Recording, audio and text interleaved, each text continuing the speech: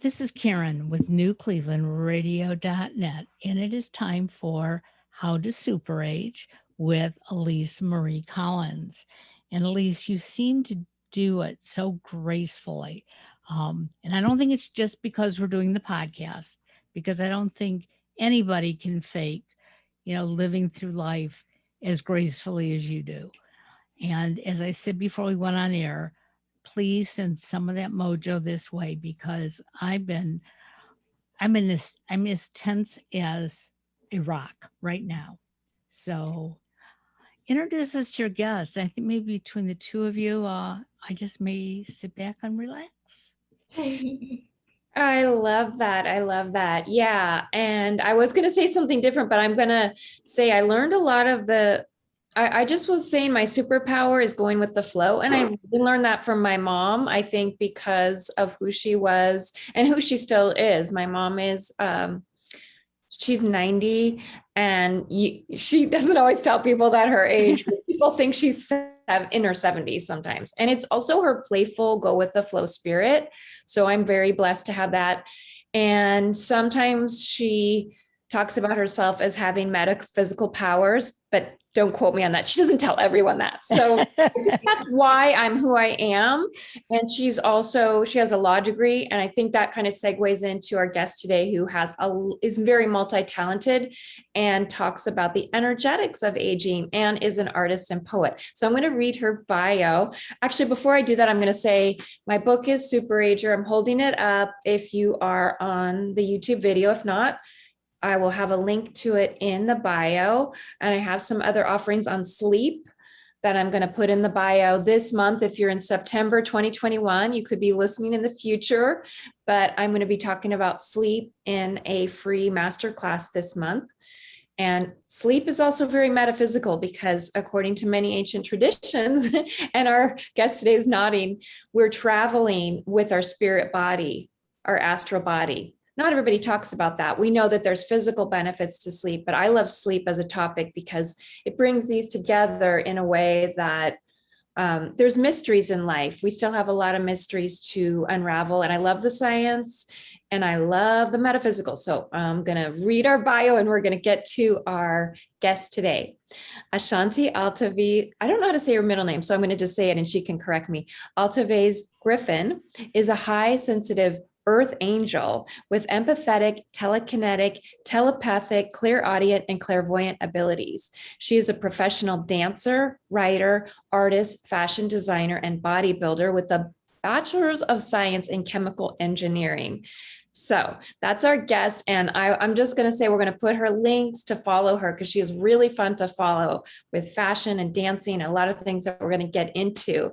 She is the author. I'm going to hold up her book because she is promoting her wonderful book that I have a copy of and I love.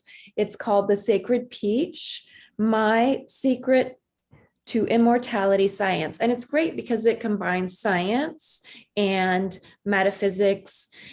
And it reminds me too that this is not just a new thing. There's so many people aging on the planet, but we've been contemplating this as a species since time immemorial. So is there anything you'd like to add to that intro, Ashanti? Or make sure I pronounce your name correctly.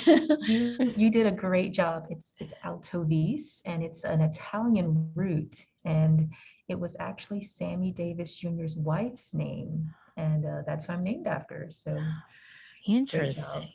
Yeah. Wow. Yes, but thank you so much for that wonderful intro. Excuse me for the mask. I'm actually at a public library, so if you can hear me, great, fantastic. So a little bit about what inspired the book. What is immortality and why would you write a book on such a thing when what they say is that we all come here, but we all gotta go. And for me, immortality has a lot to do about the soul. And this is a nebulous definition, but we know that energy cannot be created nor destroyed. So it must be cyclic, which means everything we're composed of is energetic and therefore cyclic. So we move here, we move there, we absorb energy and we release it. So this book essentially is telling the story of how we become immortal by already being immortal. and how are we being immortal. And then I go through 33 steps of how we are actually engaging in mortality and increasing it as we move day by day. So it's like a philosophical, playful, poetic rhyme story of how you become immortal by already being it somehow, believing that you are, in a way. Absolutely. Yeah. So I would love to get deeper into some of the things that maybe stood out to you, Elise, since you read the book, and then we can kind of have a flow conversation around it. That sounds great. One of the things I love about it is I can just pick it up and flip to a poem and read it. And I love, there's history in it. There's tarot. There's, there's magic in art and poetry, and as an art, it brings in, what we can't, for me, the spirit and the energy is, I can't possibly, as a mortal on earth, I'll say, I can't hold everything that is existing in consciousness and in our unity in this moment, but I can kind of get a glimpse in poetry. And that's what I love about your book, because we're all living in the mundane world. We wake up, we have to brush our teeth, we do our routines, we take care of ourselves, but we always want to tap into that mystery, whatever you call it. And so that's what I love about your book, is it brings that to me. I think my first question, or one thing I'd like to get into, and I feel free to even ask me questions or tell us what you want to tell us, is Sure. also a little bit about the peach, because I love peaches. I love to eat peaches. And about the symbolism of the peach and why you chose that for the title. Absolutely. That's actually a really good starting point, because what does fruit have anything to do with immortality? So we could say, oh, I'm a vegetarian, I'm a vegan, but that's not necessarily going to bring you to immortality. So the story of the sacred peach has to do with Chinese mythology. And there is a goddess, and her name is Zi Wang Mu. She's considered a grandmother goddess because she's over all the goddesses. She's like ancient and over all the ones that come under. So it has to do with the universe. It's the original energy that is male and female, but we're talking about the female aspect. So the peaches, she oversees this orchard that grows only every 3,000 years. So it's very rare, and it has to do with timing. But these peaches are only for immortals. They're not for everyday people. And once you're invited to take this peach, it keeps you immortal until the next 3,000 years comes along. So the peach represents Chinese mythology and the fruit that you consume in order to keep regenerating over and over. And we have different ideas coming out of, England or Great Britain. We also have different ideas coming out of Africa. They choose different things, but there was something about the peach that really resonated with me because they're juicy, number one, they're delicious. But I think we can relate to eating fruit. You can get this idea like an apple a day keeps the doctor away. So that's something that you can kind of remember. But the peach takes it further, where an apple can keep you healthy, a peach can make you immortal. And there's also something about stone fruit. So a stone fruit is any fruit that has a pit in it. And cherries have pits, we have different fruits, but peaches also have a pit. And if you were to boil this pit, drink it as a tea, it will also give you different health benefits as well. So anti-cancer benefits. So these are different layers that I'm trying to bring out, talking about this fruit. So yes, so I would encourage people to research a little bit about Chinese mythology and the different gods and goddesses that exist.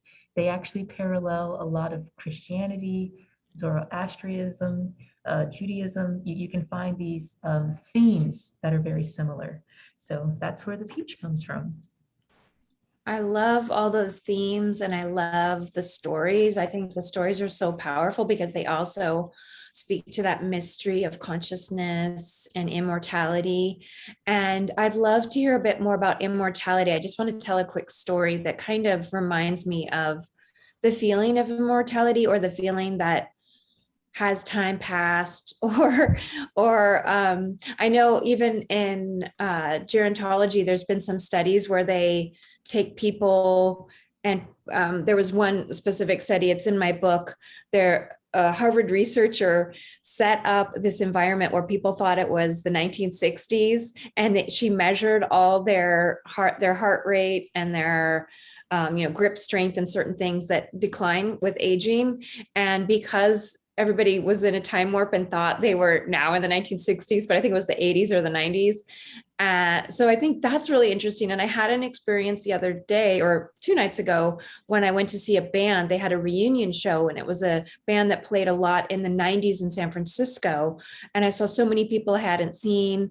And it kind of felt like, did 20 years really pass, or 20 more than 20 years pass? It was also so fun and energizing. I felt like that person in the study, that I grew younger. And I think everybody at the show felt that. So that was a long intro, but I'd love to hear anything else that you have to say about immortality. Yes, yes. So I'd like to do a lot of research in regards to how the human brain processes time and what exactly is time, because you can't understand immortality without getting deeper into how we perceive time, which exactly is a perception. And the more you're able to perceive time as something that's moving very slowly, the less you age. And this is very difficult to do because everything around us is telling us, go faster. Time is running out. Be scared. You're in fear. This is what's happening. So you can't help it. But what I can say is that if you can perceive time slowly, and there are practices that we do, specifically certain types of meditation and breathing exercises. I also believe that certain types of music helps you to feel younger, and therefore your body responds differently. So sound and light are the keys to perceiving time in a specific way. So I'm going to get a little bit deeper into what I use to help me increase my relationship to immortality, because I think what we're talking about is a relationship, and how we engage something, an idea, a concept, or a belief in a way that makes it stronger within us.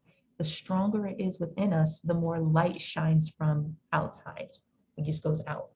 So I actually meditate every day with something called a Sri Yantra mandala, and it represents the universe.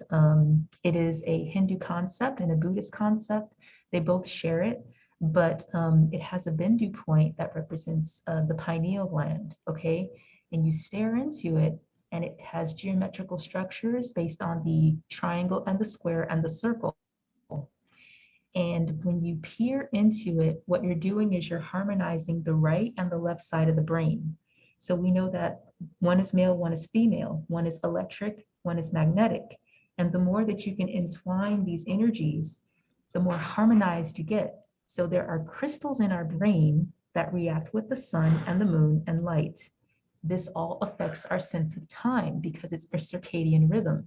So the sun comes up and goes down, the moon comes up. When you're meditating with the Sri Yantra, what it does is it goes to the center point, the middle point, where time is expansive until it simply doesn't exist anymore. So the more your brain can peer deeper into this nebulous state or 0 point state, your body can do certain types of things like float, like out-of-body experiences. Your DNA changes, how you perceive light changes, and you literally start to feel really young. And when you go around people, they know that there's something different about you, but they can't put a word, they can't put a name on it, right? So I want to go deeper, because a lot of times it's like, oh, well, you work out, you can dance, you can exercise, you can walk every day, you can change your diet, you can get more sleep.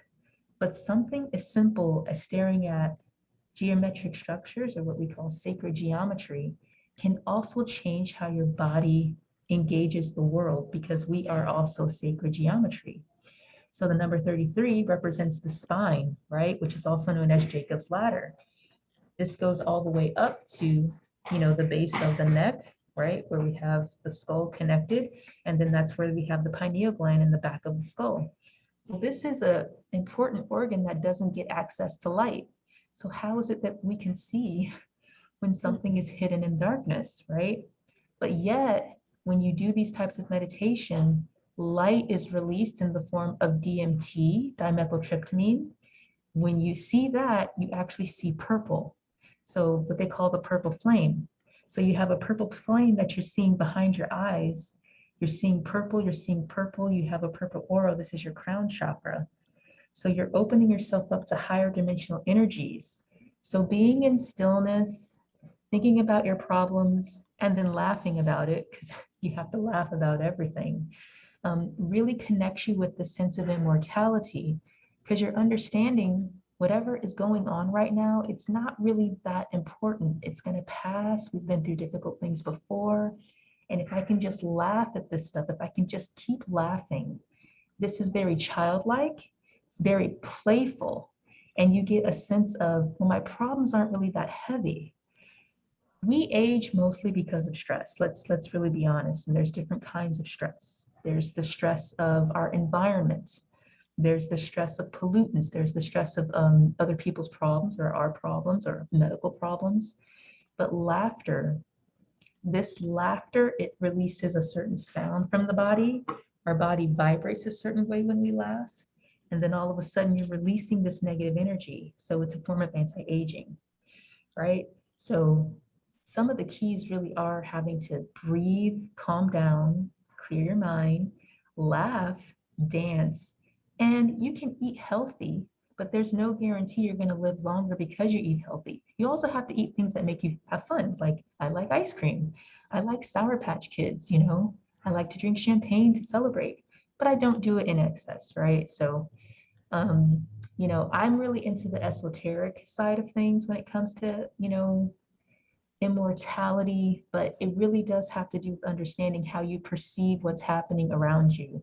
And if you get too involved with what's happening around you, you will age faster. I mean, it's just going to happen. So the key is to just keep taking yourself outside of it. Go back to a memory that made you feel really good, something that was funny, laugh, and then keep moving. Laugh and then keep moving. And you will literally see your face change. You will see your body change. You'll lose weight faster. It's not always related to food while we carry things. It's not always related to our diet. And I think that's the mystery. I know that Elise, you know about the study of epigenetics, right? How our DNA has certain codes, but we can turn them on and off depending on how we feel, what's in our environment, you know, what we watch on TV. All of these things matter. So that's kind of like a in-depth about, you know, what immortality is for me. So That was great. That was great. There was so many lessons in there that I want to go over them, but I see Karen is smiling. Well, And you know, as I'm listening to you, we hurt ourselves more than everything around us, because we're trying to be so perfect, and we pull what everybody is saying. The sad part is we don't listen as well as we should to individuals like you and Elise. Okay, we hear on TV that if I use a certain cream on my face, I'm not going to age. It's not true. Okay. It might make me feel better when I'm doing it. It might make me laugh. It might make me smile. It may give me a routine. Okay. But those creams are not going to change me. yeah. I'm the only one who can do that. Mhm. And I loved how you were talking about that. You know, some of us will say, I don't know what it means to be happy. Well, yes, you do, but you got to find it, and you got to laugh. Even laugh at yourself that you don't know how to be happy, you know? Um, and and they're just simple things that we can do that we know how to do, but we look for the more difficult ways. Yes, absolutely. And talking about laughing at yourself, I was at a park yesterday because it was really hot here.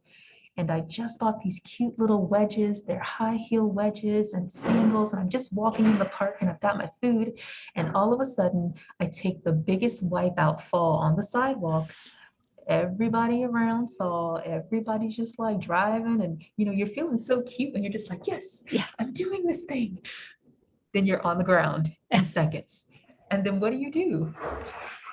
All you can do is just start laughing, be humble in the fact that you're human and you're gonna fall. Yeah. And you just pick up all the stuff that fell on the ground and then you just keep moving and that's the thing, like how often we fall in life, with adventures, with relationships, with endeavors, and we feel so down on ourselves, or other people make us feel bad about what we're doing. But we're here to learn. I mean, so Earth, I follow a little bit of the Tree of Life and the 10 Sephiro. So Earth is the 10th, it's Malkuth, it's the kingdom. So we're in this kingdom where we have polarity and duality. We're not supposed to be perfect. If we were already perfect, we would be someplace else doing something else. So we have to be happy in our imperfection. We have to celebrate that we're making mistakes and not be punished or ridiculed. And the more that we can tune out people, and it doesn't matter who they are, they can be some of the closest people to us. But if we can protect our happiness, protect our joy, you will see wrinkles literally vanish from your face. You will lose weight. You will have toxins drained from you because you're protected. You're protected by this aura that says, I am happy energetically from something much higher than anyone around me. And then you just move differently and people think that you're 20 years younger. They think you're in high school, they think you're in college and you're almost 50, right? And you're what? Or whatever, So we have to protect the imperfections of who we are, because we're aspects of the highest good, the highest light, the highest everything. But we're an aspect and we're supposed to be that aspect. We're not supposed to be like anyone else, even if we have the same religion, the same race, the same baseball team we cheer for. You're unique and it must be protected. You shouldn't be trying to, look like anyone else or get a nose job to match, some celebrity. This is nonsense. Right. You literally remove the divine light that was you when you came out, when you came into the world. So this book, The Secret to Immortality, and this peach this fruit you're consuming is your fruit. It's your own fruit, but it's your highest good. It's the highest version of you. And the book takes you through 13 and then 20 steps on how to get there, right? And you're supposed to have fun with it. You're supposed to ask questions. And then you're supposed to think, well, how does this relate to me? Or this doesn't make sense, or this is not my belief. But then you have to say, well, why do you believe what you believe? And is it helping you? Are you getting further in life? Are you, do you have better friends? Are you loving yourself more? So immortality really is about what you believe. And if you don't believe something can bring you to higher levels of long life, looking younger, being able to do more at older ages, then most likely what you believe is actually making you age. And I want people to understand that only what's inside of you, the darkest parts no one else can see, is what's making your life happen the way it is. And that's it. That's the answer. That's beautiful. I have a question about your book and going through, I'm just going to call it the Shiro's journey. That's what my friends call it, the Shiro journey, because there is those times when we lose faith and, maybe we fell on the ground that day and we just, it wasn't a day where we felt like laughing. We felt like I just face planted and I'm late for an appointment. I am rushing and we just can't find it. We're in that dark place. Anything to say about that, how to get out of it and how we are climbing? I know you said that I'm really into the chakras and Jacob's ladder, going through we have to go through the initiation, and your book does it. Give us some more on that, please. Yes. So the most important thing about those dark nights and those dark days is that it's a part of the process of ascension. It's a part of the process of finding your happiness. Like you said, Karen, How do you find that happy? If you don't know where happiness is, if you're addicted to a substance, if you are in extreme poverty, if you have this illness that's taking you over, how do you see a light that doesn't exist? And what I would have to say to that is that I have been through many dark times in my life, even times when I didn't have any control over it. And then you ask yourself, well, what exactly am I meant to do? Is there a God? Does the God exist? Is God punishing me? Did I do something wrong? There's all these questions that come up. And I would say, when you are in the darkest, lowest valley of life, this is where you begin the journey to the highest place. Because those emotions that you're feeling, abandonment, shame, guilt, anger, frustration, despair, these are all things we're meant to feel in this place called Earth. It's a part of the process. We have to feel dark. We have to be angry, upset. Feel those emotions. And I would have to say, if you run away from the emotions, the cycle continues. You're going to stay in that dark place. Accept it. Either something bad is happening that's out of my control, and I can't do anything about what's happening outside, but I can focus on one thing that made me happy and smile. Now, I'm not saying that this is easy to do. I'm not saying that everybody can just be happy when they're in a war zone and find a flower when it's a desert and there's no water. But if you practice little by little every day, you will start to see more flowers in the desert. And pretty soon, you're out of the desert. But what I have to say is the human journey, we're all here to be in that dark place. Whatever it is, it's not going to be the same for everyone. And to get out in our own way. You're not going to get out through drug addiction. You're not going to get out through alcoholism. You're not going to get out by beating other people up because they make you angry. But you do have to deal with the problems. You do have to deal with the inside first. And so meditation, finding good friends, pets, being out in nature is really important. But the one thing I'd have to say that's only in our control is to say why you love yourself. Like, what makes you wonderful? What makes you special that nobody else can say? It could be your eye color, your hair, something you like about your face, something you like about what you can do. To celebrate just a tiny bit, celebrate something special about you. No one can take it away, no one can erase it. And every day in that dark place, smile about it, because the darkness can't stay. It just can't. Everything's a sine wave. So you have to follow the sine wave. You have to go up and down in that sine wave. You have to. And this is why we have the snake. This is why we have the Ouroboros, because it's all cyclic. It's a sine wave. So in your life, you're going to have those high moments when you won, you got the trophy, you did it. And then you're going to quickly fall and you're going to lose everything and you're going to feel like miserable. And I can't believe this happened. I have to blame someone, but there's no one to blame. You can't. All you can do is say, this is the valley. This is the low point. And I'm either going to go down and be consumed, or I'm going to find something fun, something fun. I'm going to go outside and look at squirrels and see how silly they are. It's these small, you have to pivot. Okay. We talk about pivoting. So I was scheduled to go to Paris for Fashion Week. After getting invited, I had my whole 20 set piece and I was ready to go. What happened? COVID hit, everything shut down, and then I had to pivot and start making masks. So this is one of my mask designs that I made. As you can see, I've got the skulls. Right. Well, that was really difficult to pivot, but when I did pivot, I was able to get back, and now I'm doing other things.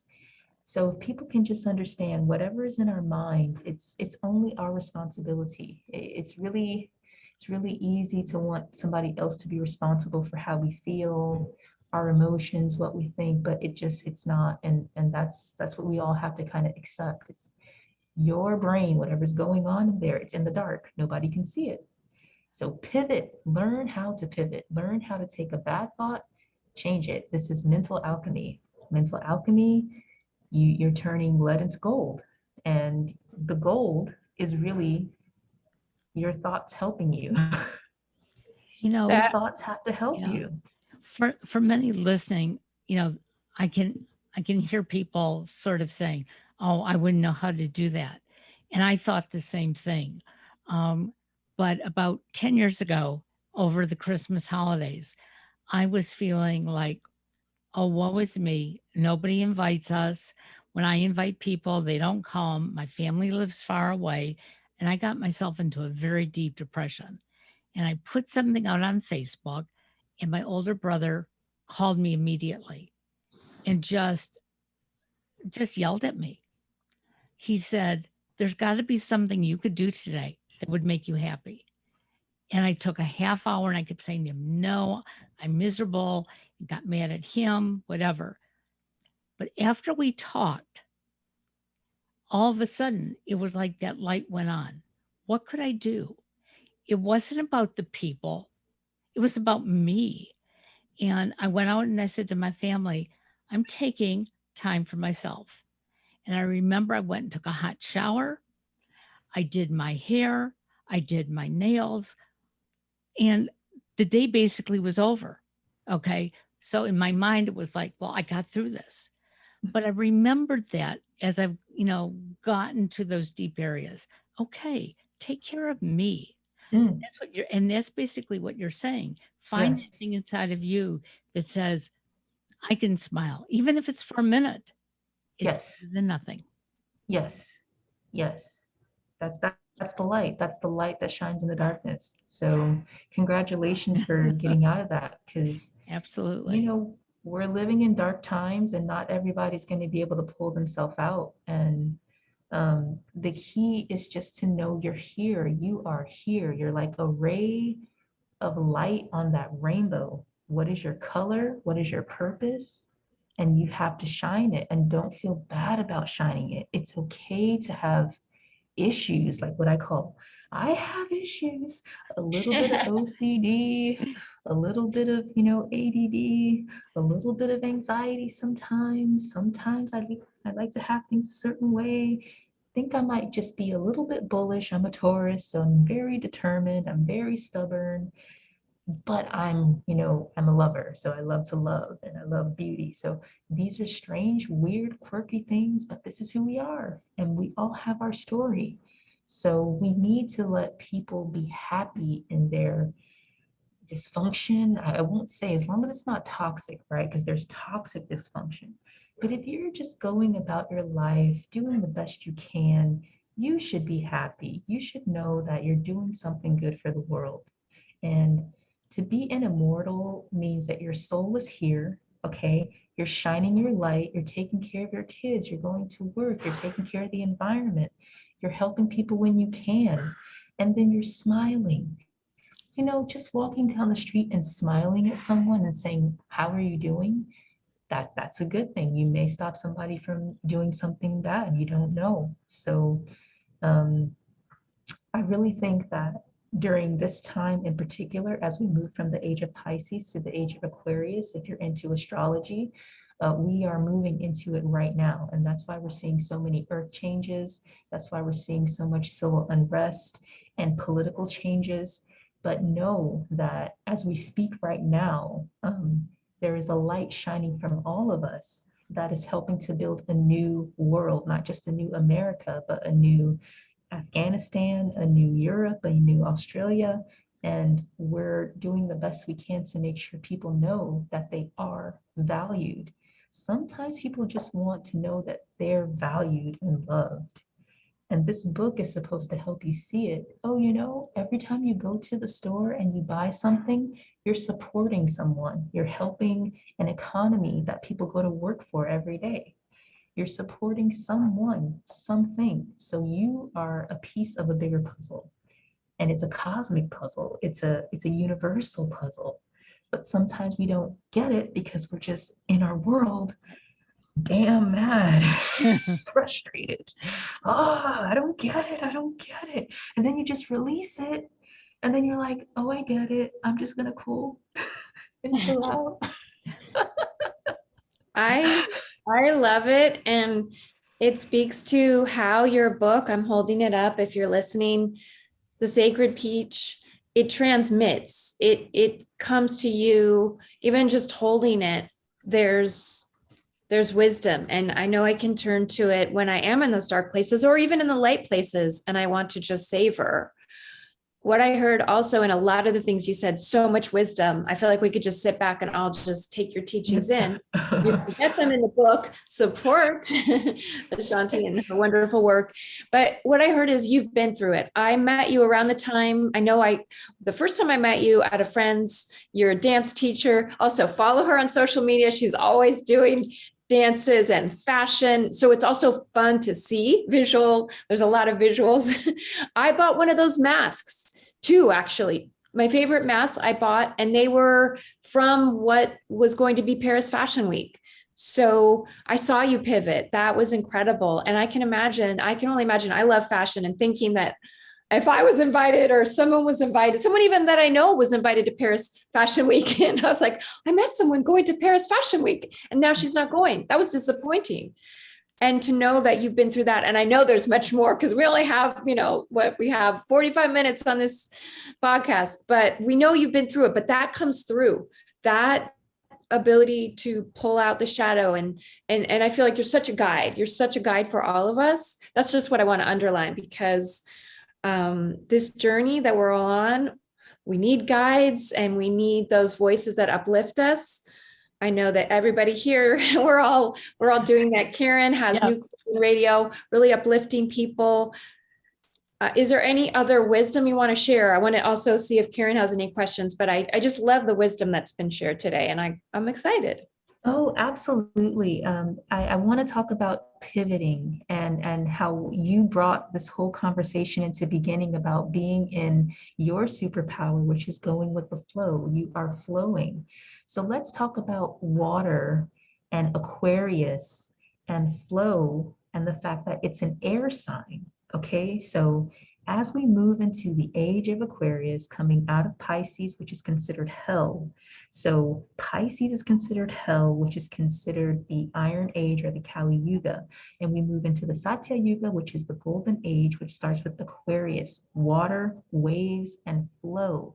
So as we flow with this new light, this new energy, talking about how we're in pain, we're suffering, we're in darkness, but now we see a light. Well, where is that light? It's the sun, it's the moon, it's your friends, it's your dog, it's the trees, right? It's all this light that we're seeing, but we don't actually see how it's helping us to be better. And we are the guardians of the Garden of Eden, but we kind of destroyed it. So now what we're doing is we're planting new seeds, okay? We're planting new seeds with our gifts and talents, and we're growing new fruit, and we're growing new plants and people in this garden that has been kind of destroyed right now, right? So your superpower is going with the flow. My superpower is pivoting. But if you really think about it, it's all on that sine wave. We're all riding the sine wave, however we're doing it. So Karen, you're doing it with your radio show. Elise, you're the super ager doing yoga, all this amazing things. And I'm doing art and fashion and writing. But as long as we're using our God-given gifts and talents, whatever they might be, even if it's just helping senior citizens, if you work at a senior citizen place, this is something you must do with pride. And don't feel like because you're not a Kardashian or you're not a celebrity making all this money on TV that you're not contributing. It's the falsest reality.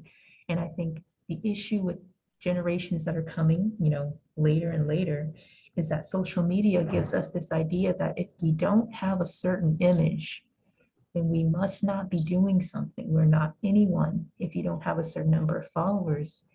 And we're seeing more and more the illusion being brought down. We're seeing leaders being shown for corruption. We're seeing celebrities being caught for sexual scandals. Why? Because it's all just a perception and an illusion. Do not let someone else feed you what your happiness should be based on. And if you can protect this with all your heart, if you can just say, for me, these are my goals, these are my values, this is what makes me happy, and I will ride this wave until the wheels fall off.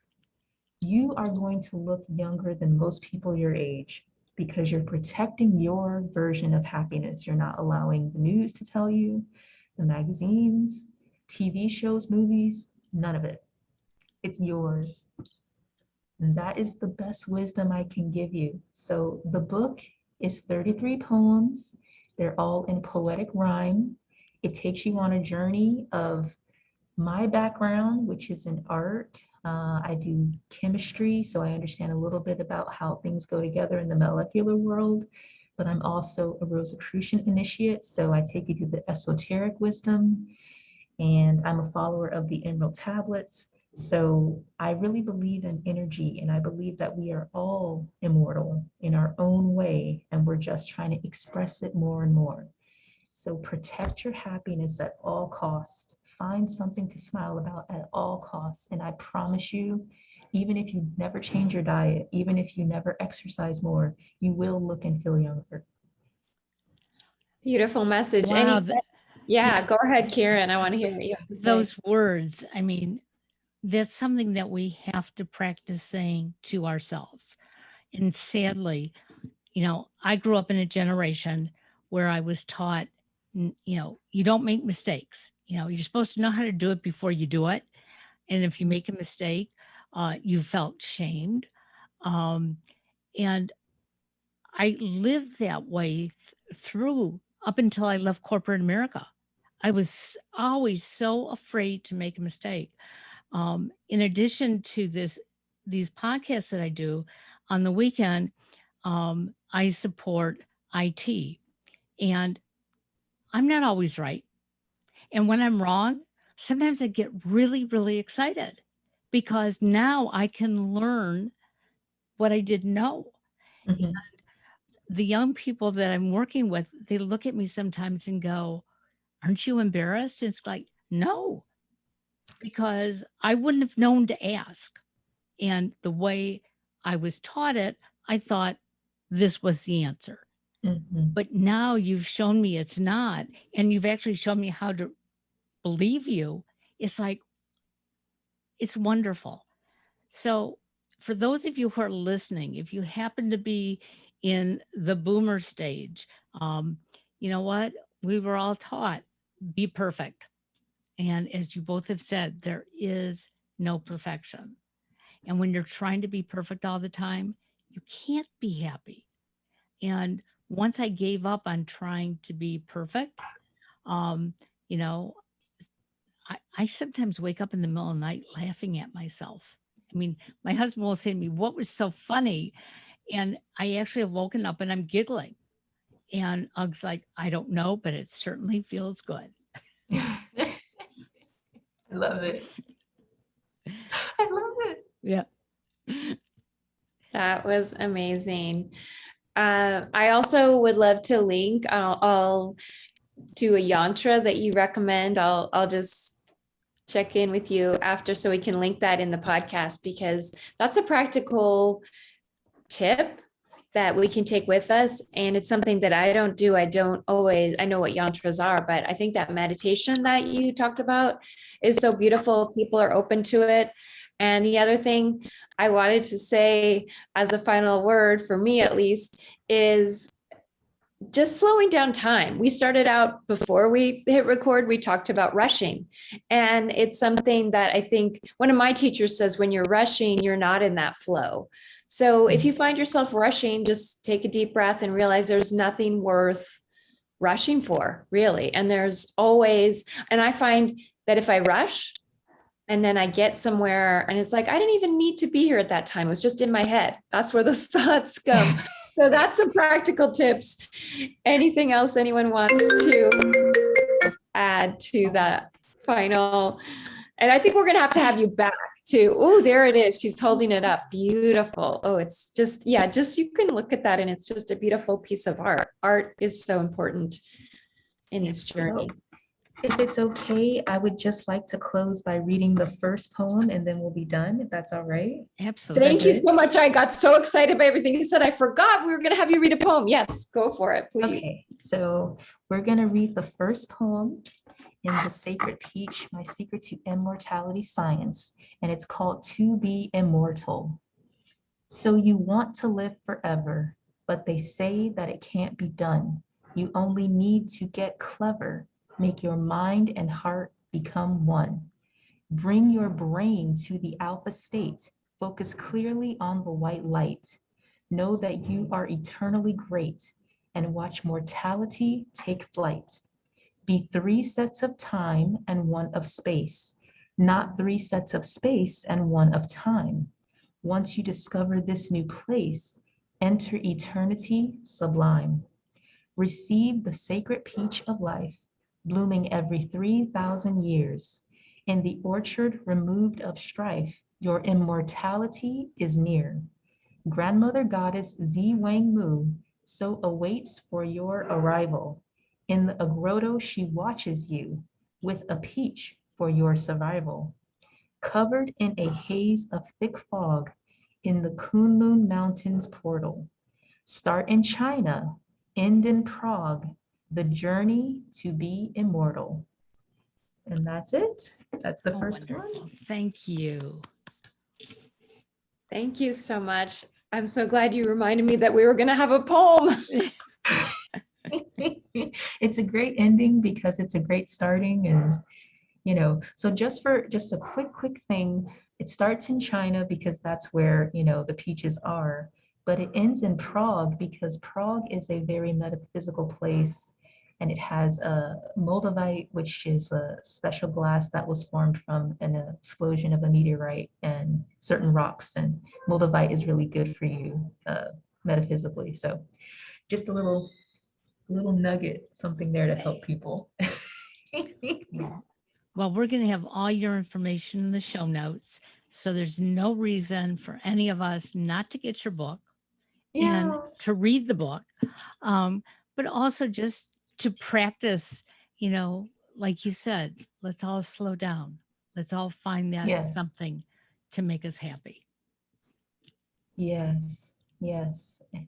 Well, And I wish happiness for everyone and all your listeners. I wish, if anybody's having a bad day, just know you're loved and something good is going to happen for you very soon. So Thank you. Thank you so much. you're welcome. You guys have a wonderful rest of the day. You too. We'll talk to y'all soon. Take care Bye. now. We'll be back too. Bye. Oh, I'd love to come back.